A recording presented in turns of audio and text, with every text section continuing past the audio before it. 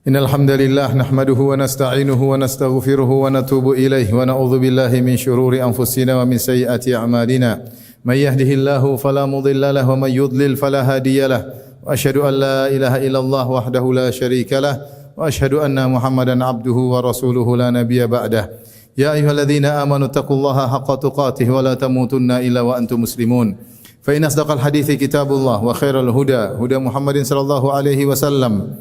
Wa syarrul umuri muhdatsatuha wa kullu muhdatsatin bid'ah wa kullu bid'atin dhalalah wa kullu dhalalatin finnar. Ma'asyiral muslimin, usikum wa nafsi bitaqwallah faqad fazal muttaqun. Di antara metode Nabi sallallahu alaihi wasallam dalam memberi tarbiyah kepada para sahabatnya adalah dengan metode berkisah. Sebagaimana perintah Allah Subhanahu wa taala kepada beliau, faqsusil qasasa la'allahum yatafakkarun. Bacakanlah kisah-kisah semoga mereka bisa berfikir.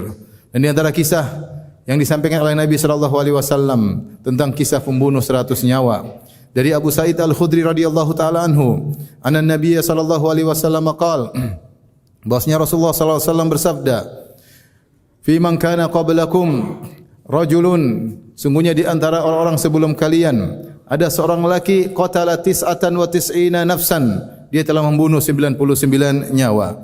Fasa'ala an ahlil ardi, an a'lami ahlil ardi, maka dia pun bertanya tentang orang yang paling alim di atas muka bumi ini. Fadulla ala rahib, maka dia pun ditunjukkan kepada seorang rahib, yaitu ahli ibadah namun bukan orang alim. Fasa'alahu, maka dia pun mendatangi rahib tersebut, kemudian dia bertanya, innahu qad qatala tis'atan wa tis'ina nafsan fahallahu min taubah, sungguhnya dia telah membunuh 99 nyawa, apakah dia masih bisa diterima taubatnya? Maka sang rahib menjawab, la, tidak akan diterima taubatnya.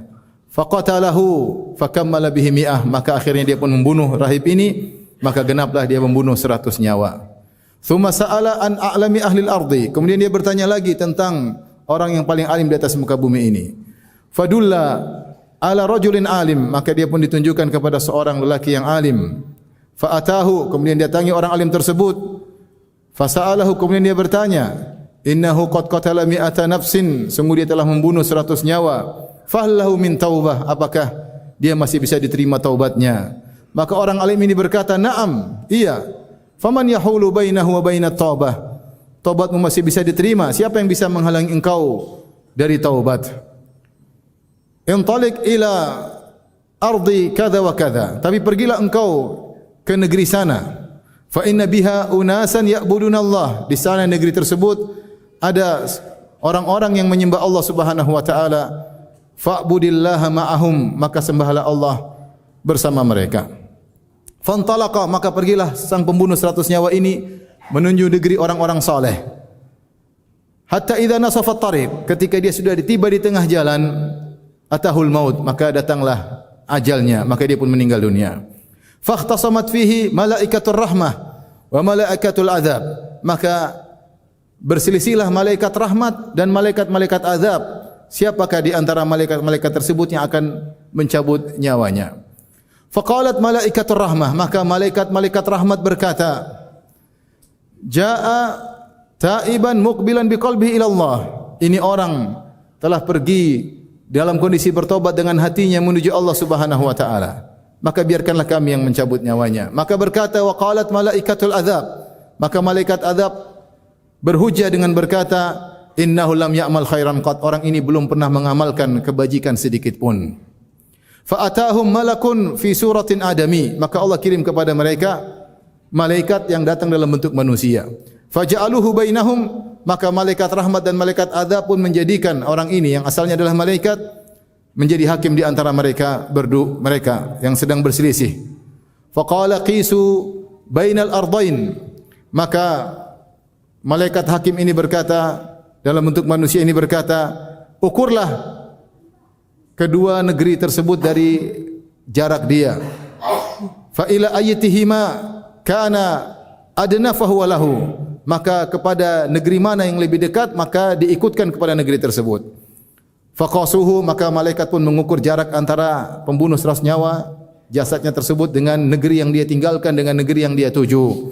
Fawajaduhu aqraba ilal ardi allati arad, maka mereka mendapati dia ternyata jaraknya lebih dekat dengan negeri yang dia tuju.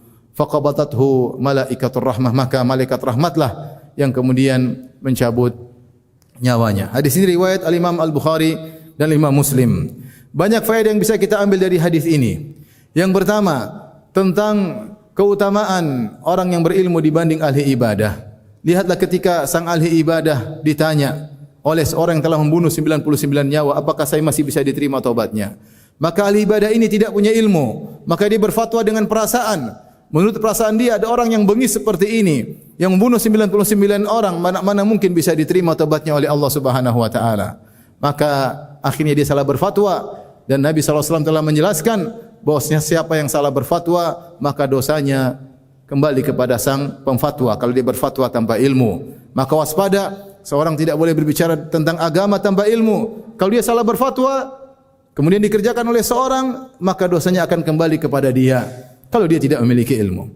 Tetapi lihat orang alim ketika ditanya, maka dia menjawab dengan ilmu bukan dengan perasaan.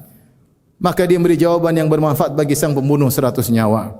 Oleh karena dalam hadis kata Nabi SAW, fadlul alim alal abid kafadil qamari ala sairil kawakib. Sungguhnya keutamaan seorang berilmu dibanding ahli ibadah, rajin beribadah tapi tidak punya ilmu, seperti keutamaan rembulan dibanding seluruh bintang-bintang. Rembulan cuma satu namun cahayanya yang bermanfaat bagi manusia. Bintang-bintang ribuan namun cahayanya tidak sampai di atas muka bumi. Faedah yang berikutnya, bahwasanya terkadang pelaku maksiat, meskipun maksiat tersebut yang dilakukan sangat besar, apalagi orang ini telah membunuh 99 nyawa, terkadang terbetik hatinya untuk bertobat kepada Allah Subhanahu wa taala. Lihatlah pembunuh 99 nyawa ini, meskipun dia begitu bengis dan kejam, bahkan saking bengisnya ketika dia bertanya kepada ahli ibadah dan dijawab tobatnya tidak bisa diterima, maka dia pun bunuh ahli ibadah tersebut. Ini menunjukkan darahnya panas. Dia sangat kejam, mudah menumpahkan darah orang, tapi dalam hati, relung hatinya yang paling dalam, dia masih ingin bertobat kepada Allah Subhanahu wa taala. Dan demikianlah betapa sering para pelaku maksiat masih terbetik dalam hatinya ingin bertobat kepada Allah, ingin mengharapkan rahmat Allah. Namun di antara mereka ada yang melanjutkan untuk mencari rahmat Allah, namun di antara mereka ada yang cuek sehingga meninggal dalam kondisi bermaksiat kepada Allah Subhanahu wa taala. Hadis ini menunjukkan tentang luasnya rahmat Allah Subhanahu wa taala. Lihatlah sang pembunuh 100 nyawa, begitu banyak dosa yang dia kerjakan. Membunuh 1 nyawa saja luar biasa dosanya, apalagi setelah membunuh 100 nyawa. Namun ternyata rahmat Allah masih terbuka baginya, maka dia pun bertanya tentang orang yang paling berilmu di negerinya, kemudian dia bertanya apakah taubatnya masih bisa diterima. Ketika dia dengar taubatnya masih bisa diterima, maka dia pun semangat untuk bertobat kepada Allah Subhanahu wa taala, padahal belum ada amal yang dia kerjakan. Di antara faedah yang terkait dengan hadis ini, bahwasanya seorang ketika sudah berniat dan sudah berusaha, maka dia akan mendapatkan pahala orang yang telah mengerjakan. Allah Subhanahu wa taala berfirman, "Wa man yakhruj min baitihi muhajiran ila Allah wa rasulih, thumma yudrikuhul maut, faqad waqa'a ajruhu 'ala Allah." Siapa yang keluar dari rumahnya untuk berhijrah menuju Allah dan Rasulnya, di tengah jalan kemudian dia meninggal dunia, maka dia telah mendapatkan pahala berhijrah. Ketika Al-Imam Ibnu Katsir rahimahullah membawakan ayat ini, maka beliau menafsirkan ayat ini dengan kisah pembunuh 100 nyawa. Lihatlah orang ini, dia belum ibadah. Dia masih baru berjalan menuju negeri tempat orang-orang yang beribadah dan ingin beribadah di sana. Namun hatinya taubat kepada Allah Subhanahu wa taala dan dia meninggal di tengah jalan, namun dia sudah berusaha. Maka dia dicatat pahalanya seperti orang yang sudah sampai di negeri tersebut. Makanya dalam sebagian riwayat, Nabi SAW berkata, fa'alhaquhu bi ahli al-qaryati salihah. Maka malaikat pun membawakan orang ini, mengikutkan orang ini dengan penduduk negeri yang baik tersebut. Padahal dia belum beribadah bersama mereka, namun niatnya yang tulus dan dia sudah berusaha untuk berjalan menuju ke sana, meskipun tidak berhasil, maka dia tetap dicatat pahalanya sebagaimana seorang yang telah berhasil. Dan ini adalah kaidah dalam syariat. Siapa yang berniat, kemudian dia sudah berusaha melakukan niat tersebut, tidak berhasil, maka tetap dicatat seperti berhasil, baik dalam kebaikan maupun dalam keburukan. Contoh dalam kebaikan sebagaimana yang kita sebutkan. Orang yang berhijrah di tengah jalan meninggal tetap dicatat sebagai pahala hijrah meskipun dia belum berhasil berhijrah, namun dia sudah berusaha. Demikian juga niat yang buruk. Jika seorang sudah niat buruk dan sudah berusaha tidak berhasil, tetap dicatat keburukan seakan-akan dia telah melakukan keburukan tersebut. Sebagaimana sabda Nabi sallallahu alaihi wasallam, "Idzal taqal muslimani bisayfayhima fal qatil wal maqtulu fin nar."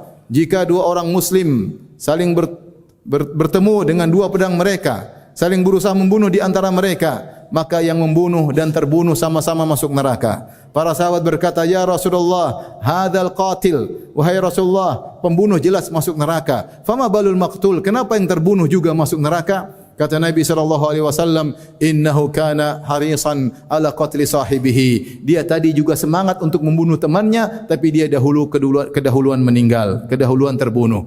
Maka Nabi menganggap orang ini telah tercatat mendapatkan dosa membunuh meskipun dia tidak berhasil. Kenapa? Dia telah bertekad dan telah berusaha. Maka waspada, ma'asyiral muslimin, betapa banyak orang-orang yang berusaha melakukan kemaksiatan.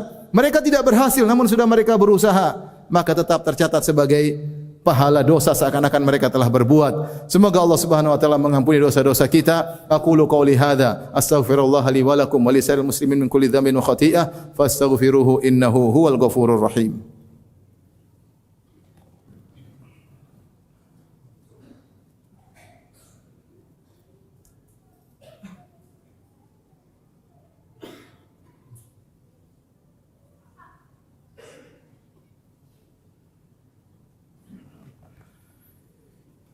Alhamdulillahi ala ihsani wa syukru lahu ala taufiqihi wa amtinani wa asyhadu an la ilaha illallah wahdahu la syarika lahu ta'ziman li sya'nihi wa asyhadu anna Muhammadan abduhu wa rasuluhu da'ila ridwanihi. Allahumma salli alaihi wa ala alihi wa ashabihi wa ikhwani. Di antara faedah hadis ini bahwasanya malaikat mengetahui isi hati dengan kudrah yang diberikan oleh Allah kepada mereka. Makanya malaikat rahmat ketika ingin mencabut nyawa ini kemudian dihadang oleh malaikat azab, apa kata para malaikat rahmat? Innahu qad jaa'a taiban biqalbihi ila Allah. Sungguhnya dia telah datang dengan hati yang bertobat kepada Allah Subhanahu wa taala.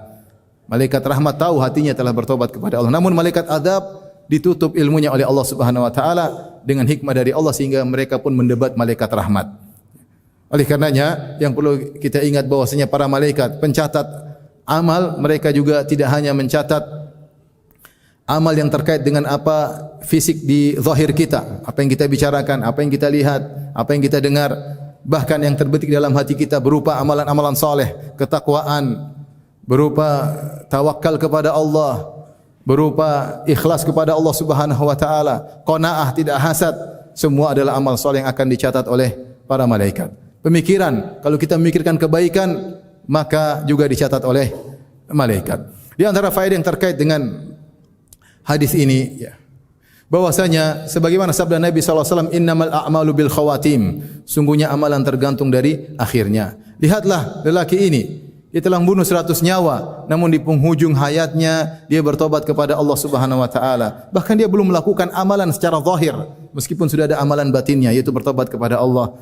Namun yang jadi patokan di sisi Allah adalah bagaimana akhirnya. Oleh karenanya janganlah kita putus asa dalam mendakwai siapapun.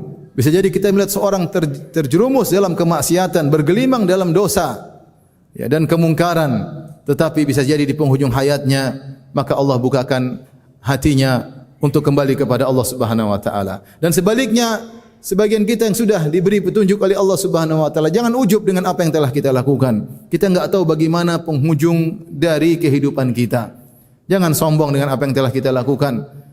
Betapa banyak orang yang awalnya bertakwa kepada Allah Subhanahu wa taala, kemudian di penghujung hayatnya dia menyimpang dan akhirnya meninggal dalam kondisi bermaksiat kepada Allah Subhanahu wa taala.